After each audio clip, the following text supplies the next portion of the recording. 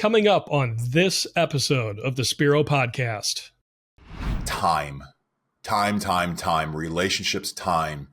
You have to understand in your company, that is the biggest thing that you can give. Those relationships and your time with those individuals. Welcome to the Spiro Podcast, managing your real estate photography and videography business. With your hosts, Todd and Craig Magrum. Hi, and welcome to the Spiro Podcast, managing your real estate photography and videography business. Spiro is a software platform. We designed it to help you manage your day-to-day business and really ultimately to help you scale up in your business. I'm Craig Magrum. Welcome to the podcast, your host, and I can't even think of another title to give myself. I really don't need to, I guess. Let me introduce Todd, because Todd is the owner and founder of Spiro and co-host of the podcast. You know, it's been one of those mornings already, Todd. Craig, it's Friday for us right now. So if you're listening, sorry if it's not Friday for you, but we've got that to be excited about. And I learned that if you just build on one little bit of excitement, it's going to be a great day. It is. I'm super excited. Before we dive into Spiro updates and then the main topic, I experienced a first. Let's start with a little bit of a laugh, Todd. Yes. I love these, Craig. I experienced a first on a shoot that I did yesterday up in my market. So one of our practices is we either put, your foot covers or, foot booties, shoe booties on, or take your shoes off before you go into a seller's home, right? So I get to my listing here, and there's some contractors rushing to try and get last minute, painting. We love that, right? You love it when contractors. Yeah. I pulled up. I'm like, ugh. My realtor knows better, but anyway, that point aside, they were actually wrapping up and getting ready, and like, hey, we're going to be out of here in just a minute. I'm like, okay, no problem. I'll start in the back room or something. So I take my shoes off. I go through the garage, take my shoes off to go into the house through the garage. Mm-hmm. And just a regular pair of black Hey Dude shoes, super comfy, easy to get on and off. I go for practicality. I go in, I start doing my shoot, and the contractors are cleaning up. Hey, we're pulling out in just a minute. I'm like, okay, no problem. Keep shooting. They finish getting wrapped up, cleaned up, cleaned stuff out of the garage, and they pull out of the driveway. I'm like, okay, I've got the place to myself. We love that. Leave me alone. Let me do my job, right?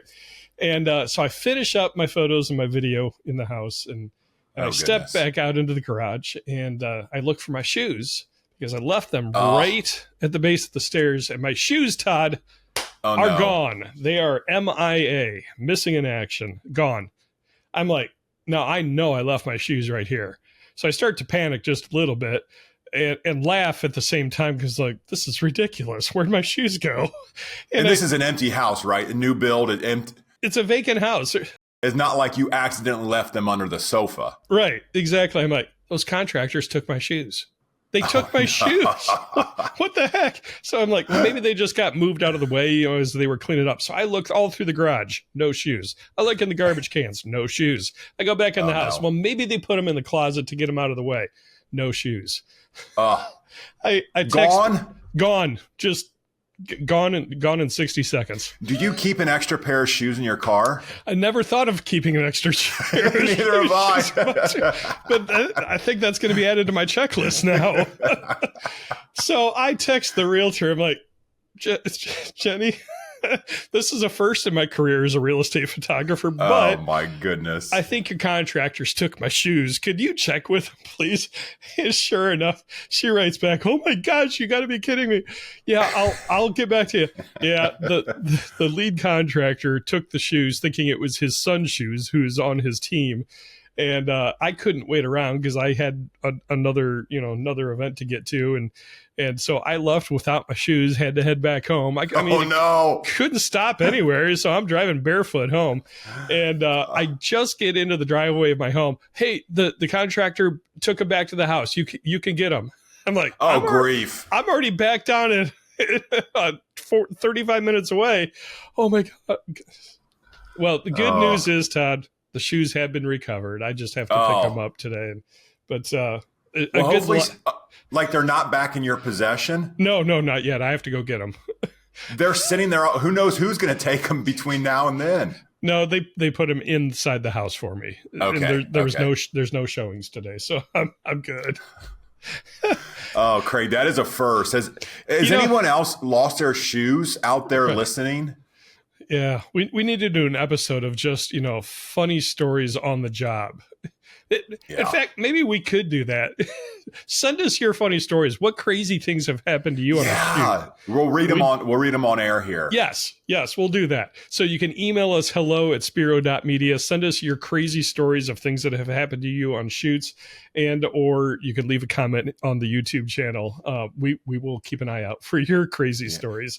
But maybe we could reenact those, Craig.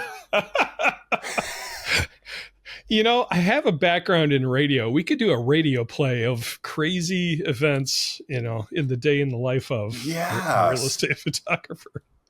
That's like the precursor to TV. That's what they used to do on the radio. It was. Radio was the theater of the mind. The theater. I actually do like listening to old radio dramas. They did such a good job on those. Anyway. I'll have to check them out, Craig. Yeah. The Phantom. Check out The Phantom. The Phantom. Or War of the Worlds. There's War of the Worlds is pretty awesome. That's a good. Okay. Yeah. Okay. All right. So there's our funny story to start off the podcast. Let's dive into Spiro Updates. A major update just recently launched. Oh, holy cow! Yes, a big update. This touched so many portions of the system, and it was due. These came from the top of the idea board. So the biggest one was we got rid of the old reshoot process, and you have a create appointment, an additional appointment button now, and you can use that if you need to go back and shoot drone because it's not raining now. You can use it if your photographer forgot to shoot the basement and you need to send them back out there. You can use that if you need to go a different time because you're scheduling a twilight shoot. So any reason to go back out to the property again, and again can be many times, 3-4 times. We don't limit them. You can quickly and easily add that. The next one, just going down the list, is we have decoupled. You have to toggle it on. It's an option, but you can decouple checking into an appointment and sending the text message to the next appointment. So you can check in but not send. And then when you go in, you preview the house, you lose your shoes, and you're ready to send the message. You can send the message. I did not lose my shoes. They were stolen from me. I knew exactly where I put my shoes. I didn't lose anything. Okay, I see where you're going. I think I agree. Next one is you can change your Cuba Casa product right in the portal. So that was a big one you all asked for. Many others. There's a list of them. We sent an email out. One that we actually forgot to announce, and you'll probably hear it from now because this is lagging quite a bit, but you can now allow your agents to modify any part of the property website. The biggest one that you all have asked for, you said, hey, some of my agents, they want to upload their own photos or their own floor plan or their own disclaimer. You have to toggle this on to allow them to do it. But once you toggle it on in your settings, they can have full right at that page and they don't need to send that to you. So the biggest thing here, and I'll be done with updates, is the fact that these come from you. And I want you to know that, in the day of today, and we just had elections and not going into that, but the day is like, does my vote count? Like it does. Go look at that feature-based request board. And from the top down, you will see what we are working on. So that board, if you're like, what are you talking about, Todd, is in the upper right-hand corner. Click the feedback button. It'll take you right to the board where we track those. You can vote on them and you can add more. And if you don't have a Spiro account, check it out at spiro.media. You can sign up for a free account and then you can see what Todd is talking about. Yes, please sign up. We'd love to have you in our community. Absolutely. All right. Well, thank you for the updates on that. That's awesome. All right. We're just gonna dive right in. This is gonna be a lean, mean, quick episode, but full of some very important things as an owner and a leader in your real estate media business. And Todd, we're here where we're at in Ohio. Northern Hemisphere, winter is coming on. Things slow down a little bit, and now is the perfect time to work not in your business but work on your business. Yes. It's something that we really, I don't know that we've done an episode on. I could be wrong on this, but I'm not remembering this, is as your company grows, you as a leader, your role is going to change and morph and evolve over time. Mm-hmm. And one of those things that you have to be able to concentrate on is as the captain of your ship is developing officers and leaders below you to then help lead your team. So we want to dive in this week, Todd. I want to kind of pick your brain on how do you develop leaders in your company? And I've got a whole list of questions that I'd love to, and we're probably not going to get through all of them, but I think this is a really important topic in growing and scaling your business is how do you develop leaders? And I know it's not related to photography or video, but it is a good general business and life issue that we need to learn how to do is how do we develop leaders under us? And that could be your family, that could be your business, that could be your church. True. You know, this applies to every area of life. And Todd, your role has evolved since you started Wow Video Tours 20 years ago. So you've developed as a leader and you've learned how to develop leaders. So, and just as a disclaimer, I don't know what any of these questions are, y'all. So Craig is suggesting it's going to be lean, short, to the point, because I'm probably not going to have a whole lot of good answers. So he'll ask the questions. Way to sell the episode. Put a big X on the screen. Yeah. Way to sell the effectiveness of this episode. Sorry. All right. Sorry. We'll cut that out, but we'll probably leave it in. I think we need to leave that in. Anyway, okay, well, let's just dive in because I think you've shared things with us, and I've listened to you, and you've had coaching on this. But let's just start right off. Okay, as you're growing and you're realizing I need to kind of morph what I'm doing, and I need some people to take over some of what I do, and lead the rest of the team in these particular items, whatever area of the business it is. First question I would ask is, what qualities are you looking for in somebody to develop as a leader? What's the skill set? What's the character? What's the integrity? What are the qualities of a person that you're looking for that you want to develop into a leader? So from an owner's perspective, when we bring people onto the team, that they will have a position that leads people. Is that the context that we're speaking from? It could be, and it could be somebody that just joined it. Maybe they're just I don't want to say just. Let me rephrase that because every role is critically important. Say you hire a customer service person and you hired them as a customer service person, but you didn't think much about developing them into a leader. What are the qualities that you're looking for in that person to potentially elevate them to a leadership type of role, say over other customer service? Okay. Yeah. Perfect. I understand. Good. It's a good question because you hire on. And one thing that we always do, and we suggest that you do when you hire, is have them take a personality test. We do the DISC test. There's many out there. If you don't know what those results mean, you should spend some time. You should take the test. And you should understand what personality type you are, and then read a book, watch a video, listen to a podcast or two about personality types, because I think that's a huge magnifying glass into an individual.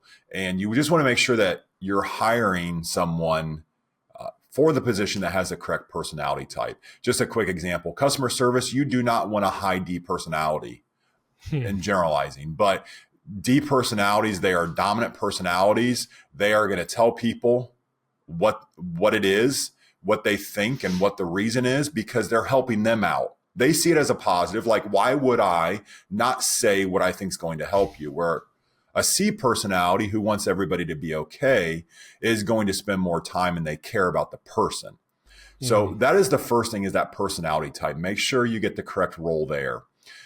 Then, to answer your question, Craig, as that person comes in and is is onboarded and gets trained, after they get over the first 90, maybe more days, you start to really get an insight as to who they are.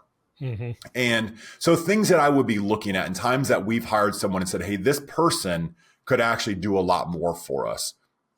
One is the care that they provide. You can really tell someone who's going to do a task and then someone who has the ability to read into the task a little bit more. quick example. Let's go to the customer service example that we're on, and you can train them and do some scripting with them to handle 90% of the questions that come in and the needs that your clients have. And in those responses, when you have a customer service, your admin come back to you and say, hey, this client used these types of phrases, and I think they might be thinking about going somewhere else. That would show to me that they, one, have a high, extreme level of care for your business. They care that you might be losing a client. Yeah. Another example is they come and say, hey, I want to know more about the way we do drone and the way that we do our agent hunt camera. I want to be able to serve. I want to be able to answer these questions. That right there would say they have an extreme level of care because they want to do it to serve the client. In turn, it's going to make you more money, but they see it as a way to expand your business. Mm-hmm. So that's one thing that I always look for is individuals that were thinking at a higher level. Okay.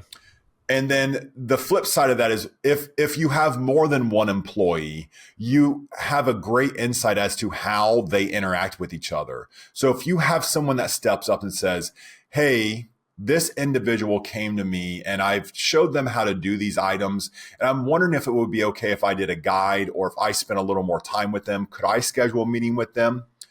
That's what you will natural leaders possess, that where they will come in and they will see a problem and they will look for a solution, even if it's on their job description or not. And that solution can come in many different ways. So just be in tune as to, is it a solution to serve your clients better, to make sure the team morale, to gather the team. So those are some things that I would look for in knowing like, hey, this person possesses the ability to lead people.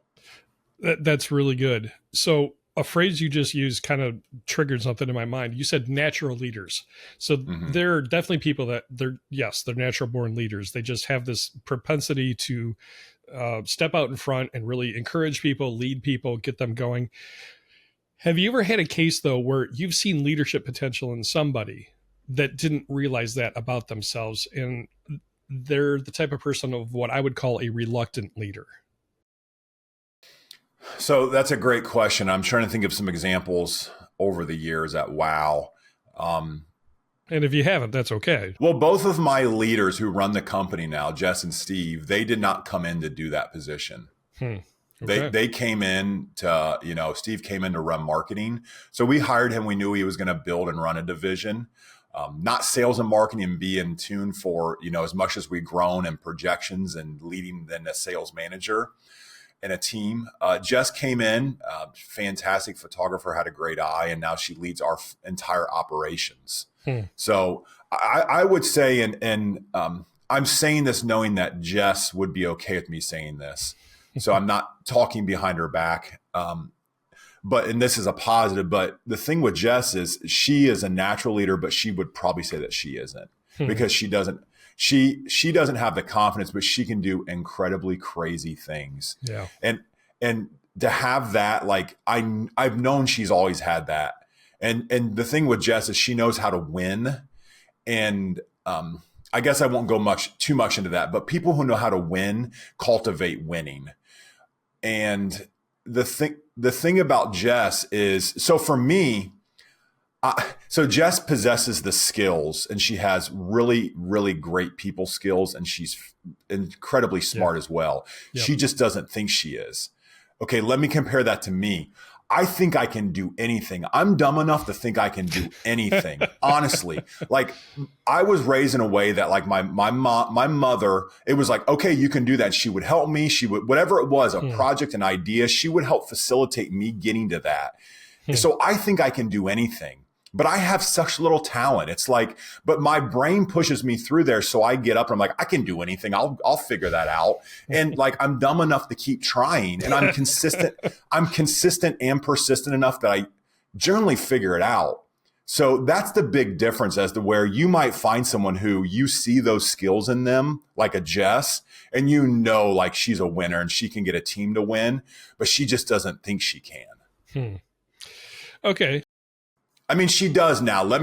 She understands, and through building her up and her and I developing a relationship, this might get to some other questions, but I just wanted to clarify, like she's proud of what she's accomplished. She probably won't tell you it's as much as she has, but if I talk about it, it'd be way more than what she said she would accomplish. Yeah. And that does lead to the next question then. So once you've identified those individuals or individual that you want to start to develop into a leader, what does that process look like? What you've gone, from you used to do the shoots to then pulling out of doing the shoots and running the business. Mm-hmm. So what do you as owner, as leader, what do you do to train somebody and grow them into a leader yourself? How do you even start that process with somebody? And what does your day look like or week look like spending time with them to grow them? Yeah, great question, because this is one that I fumbled on enough times over the years to get figured out. It took a coach talking to me and talking me through this. Time, relationships, time. You have to understand in your company, that is the biggest thing that you can give. Those relationships and your time with those individuals. So just think of it, I was going through an old notebook and a coach told me, and I have this written down from many, many years ago, but everything you do becomes symbolic. Remember, you don't think of this because you are just you. And you might think my company's small, and you might think it's just one employer, it's just one virtual assistant, but you are the head of your company, and they look at what you do way more than you think they do. If you're positive, that is going to breed positivity. If you're negative, what's going to spread? A whole bunch of negativity. So, when my coach said this to me and using the word symbolic, I'm like, what are you talking about? Like, symbolic? Are you serious, Dennis? Like, come on. But it really is.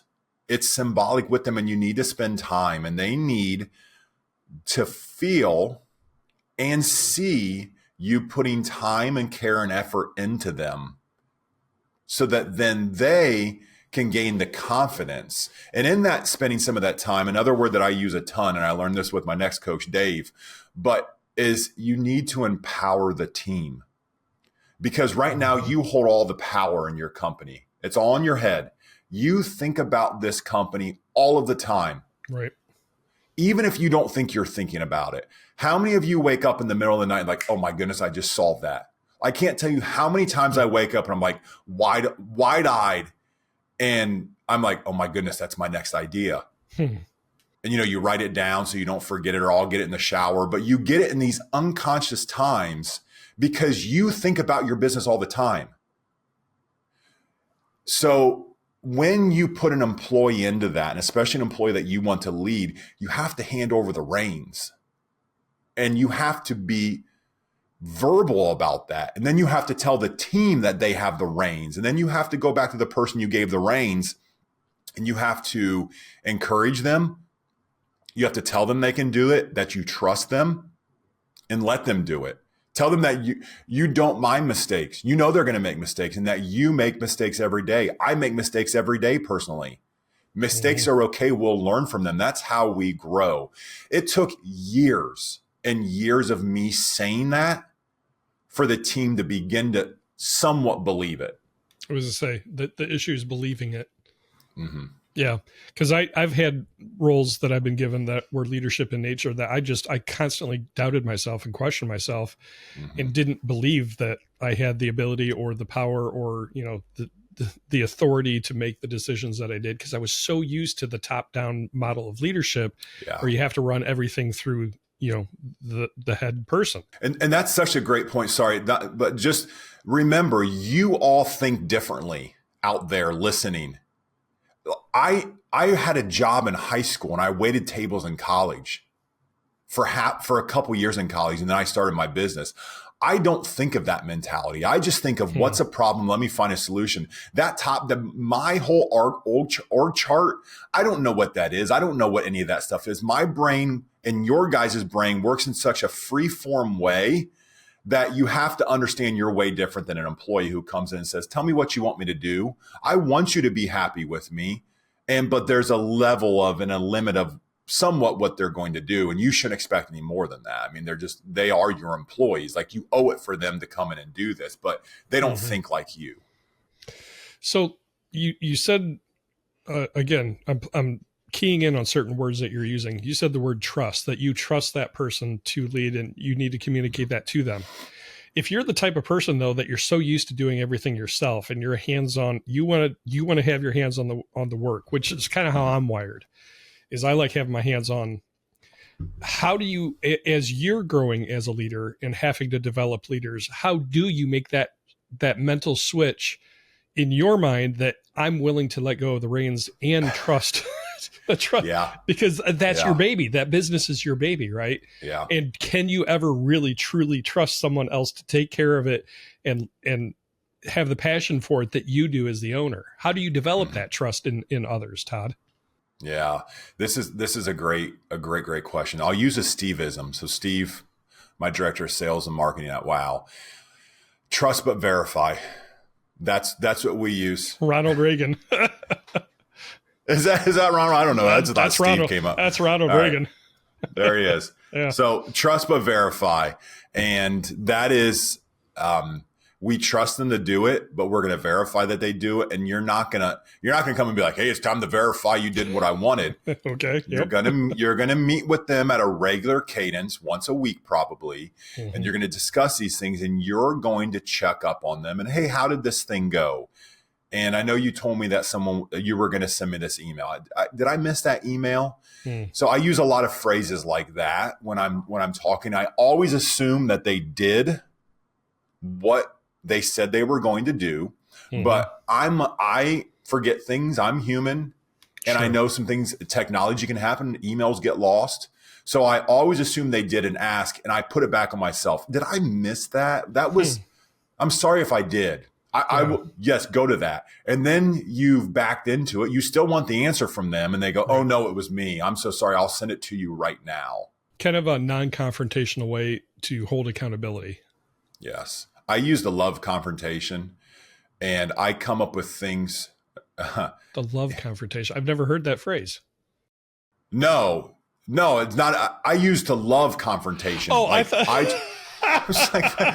I thought you said I used the love confrontation. I'm like, what's the love confrontation? What's this new method I've heard?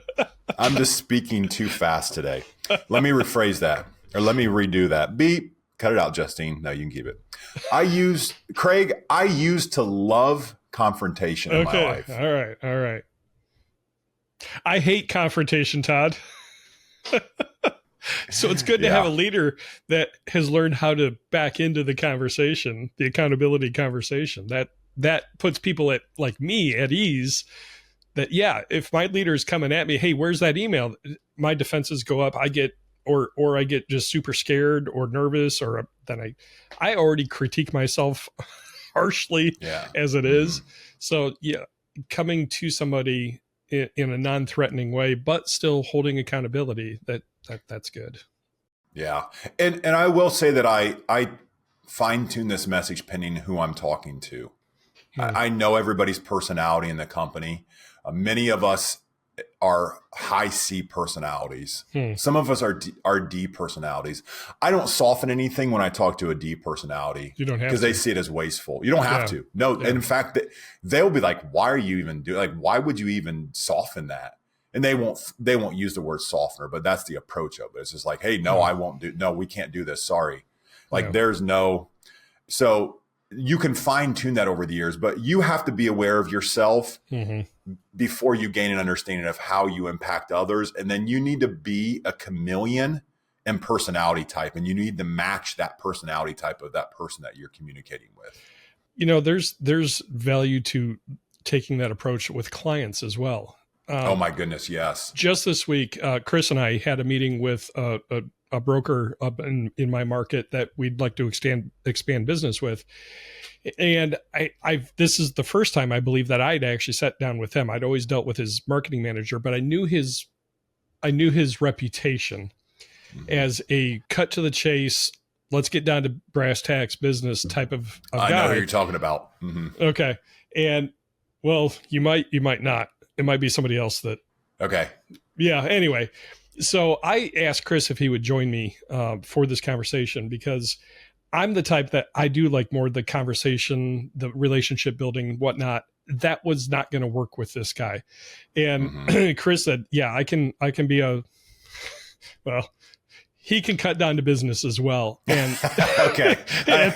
and so I know what he said. It was good to have Chris with me to help get down to the conversation because I'm the warm fuzzy, and Chris is like, okay, yeah, you want to talk business? So here's the numbers, let's hash it out. And the whole meeting took maybe 15 minutes, and we got a commitment that he's going to test us out for the rest of the year for all of his listings now. He's a big lister. He is. I'm like, Chris, thank you for coming up. I appreciate that. Yeah. So it's okay to call in reinforcements to compensate your personality type. But yeah, learning people's personalities and how to communicate to them is a huge part of leadership and in developing leaders as well, but also developing clients. So this relationship has been further developed because Chris knew how to just cut down to it. I probably could have, but Chris was able to bring some insight into the conversation that I didn't even think of. So public kudos to Chris. Anyway, Chris is fantastic at that. I've learned a lot from Chris about that. Yeah. Craig, if you would have done it like that, you would have felt so bad about it. Oh my gosh. That maybe the client would have picked up on it. I would have felt dirty. That's how I would have felt dirty because I'm not the type to just hardcore go after the business. That's great insight. Yeah. He would have sensed weakness probably. Yeah, could have potentially. And even say the client was never going to do it. If you would not have gotten it, you would have felt so bad about not getting it, even if it was not dependent on your personality and your delivery, that it just was, that was super smart to have Craig there, to have Chris there with that conversation. Yeah, it was good. So the importance of learning people's personalities and how to communicate to the different personalities, a huge part of leadership and in growing leaders. We have time for, I think, one more question. This might be a part two that we go to on this because there's some really good stuff here. The last question I have, Todd, is in developing leaders, there's managers and there's leaders.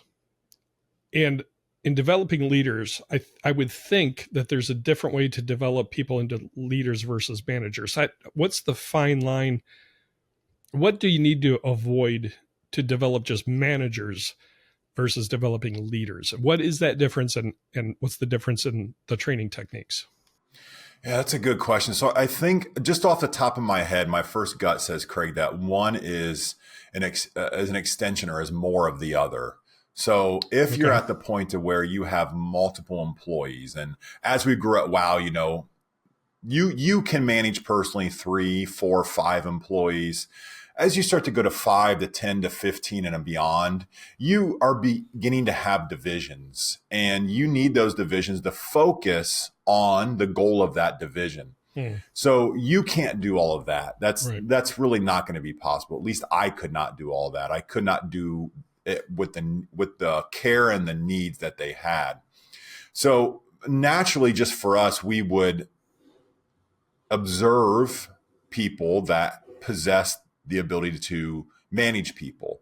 And this could be start off as you just make them a supervisor, and maybe they manage lunch breaks, they manage time off, they manage just a few other, just smaller things that you want to give them to begin with. Honestly, if 2 people take their lunch at the same time, is your company going to close? No. So come up with some of those things and give them that supervisor role and see how they fit. And you can see people that want more. And then generally, naturally, those people become the supervisor to manager. And at that point, they lead more of a team, and you have a better idea because now they have more responsibilities. So as a manager, they are now looking at divisional responsibilities. So this is not just carry out these items that I've trained you to do. That's what a supervisor does. A manager is building things. Okay, so there is a problem here. It's for them to find the solution. Where your supervisor, if there's a problem, follow the SOP, follow the procedure. And the bottom of the procedure says, else contact your manager, basically. or come to the owner, and then you'll make the decision. So when you want to empower someone to make those decisions, you want to offload those decisions that could impact your company. That's what a manager does. Okay. So from the manager to the leader, to answer your question, for me, it was just that care that I saw that they possessed the desire to want to grow the company. They put the company before themselves at times, and that's not a true indicator. You don't want people that just want to work 80 hours. I tell Steve and Jess, like, go home, get it. No, he's like, I'm gonna work on this over the week. And Steve's always like, I'm gonna go work on this over the week. Steve, no, please don't work on it. Well, I just want to get it done. Like, Steve, I would really love it if you don't work on that. And so that extreme level, and sometimes you go, okay, I understand you want to get this done and it's bothering you. No problem. Just, can you maybe come in a few hours late on Monday, just so that you have a little rest? Yeah. Because the idea of someone that can just put their head down and work through, I think it's a misdiagnosed quality in America. Like we look at it from a cultural standpoint to say, I worked 80 hours this week. I used to do that. I used to work 80 hours or more, and I would be proud of myself. Yeah. And I look back at that, Todd, I'm like, I just wasn't good enough to only work 40 hours. Ooh. Like, look at how bad I was at that point. I felt like I needed to work double the amount of normal hours in a week. So I'm digressing here a bit, but I knew Steve and Jess were going to run it because they kept asking for more, and they kept taking the initiatives that I gave them, and then I'd give them a little more, and then I'd give them a little bit more. And then when they transition to a leaders, that's when I go, hey, I trust you guys. What is the vision of this? Where do we want to go? And then that's when, and they'll ask you, they asked me this week because we did pumpkin planting. We literally did it on the front board. I wrote down, they didn't know we were doing pumpkin planting to begin with. I wrote down our initiatives. I spaced them over the board, and I said, what's potential? What are liabilities in it? How blue or red is the ocean and number of stars? And then I stood back and I drew pumpkins around each one of them. They kind of smiled and smirked at me. One, because my pumpkins looked nothing like pumpkins, but then they were like, okay, I get what you're doing. Yeah. And they asked me, which ones do you want to do? And I said, guys, I want to do the ones that you feel the most excited about.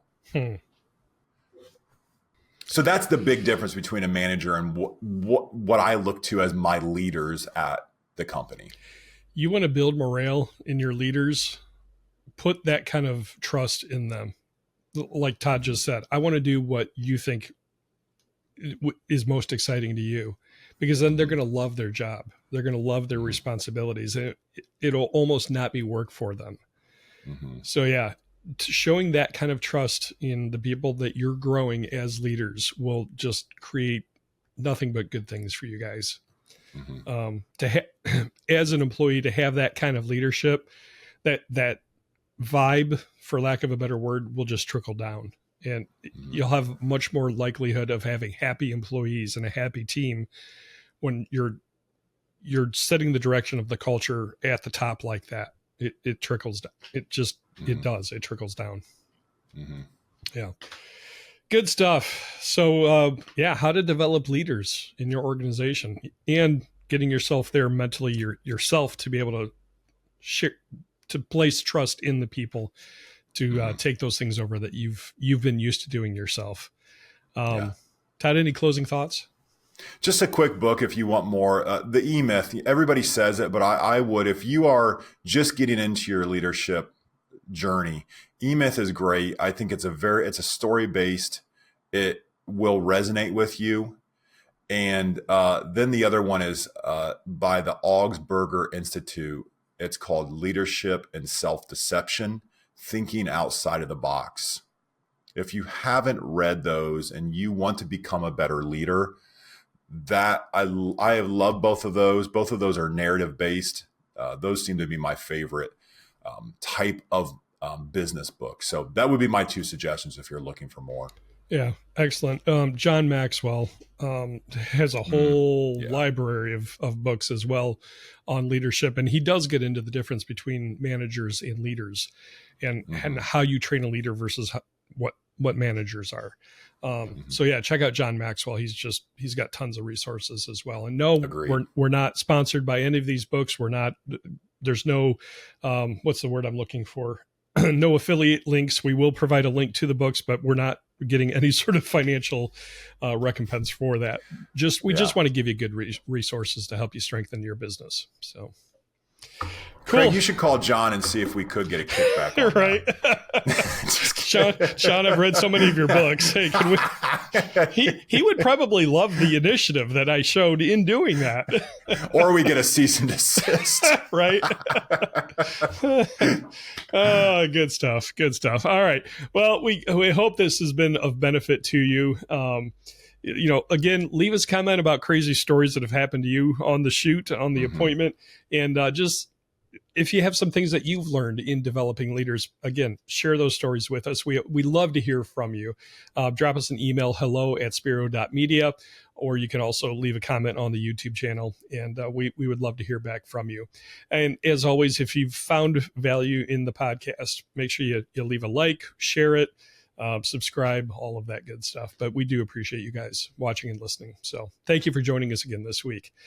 And with that, that's going to wrap things up. Make sure that you just take some time to just be thankful for the blessings in your life as we get ready to celebrate Thanksgiving here in the U.S. And make sure you take a breath this week as well. You guys have a great week.